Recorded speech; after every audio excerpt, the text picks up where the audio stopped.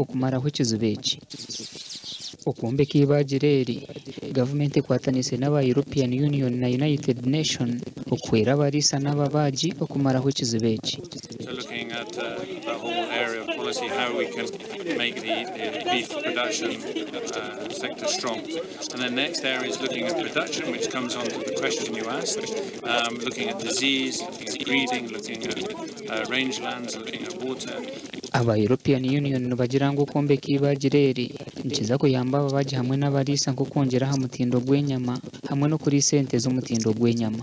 But so we have to start smaller, maybe farms associated with a slaughter facility like this, and then we grow from there to ensure that that meat, traceable meat, because we're also doing tagging of animals, traceable meat is safe and disease-free. Ubuyonjo nanga hygiene niberenka number 1.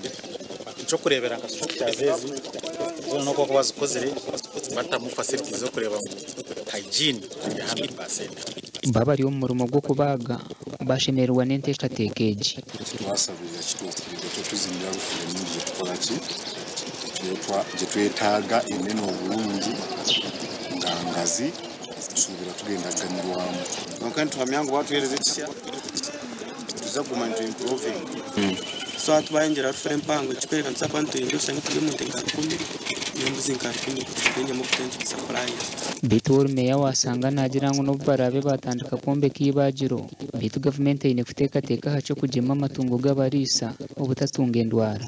Nyowe nitekateka mu ministry na government of planning okubaragana bagemete periodically kugira ngwete nembuzi nebindi bikorwamu bitakutunga bitakagira different. Ente n'embuzi 300 nizibagwa buri kwezi aho ibagiro ryasanga.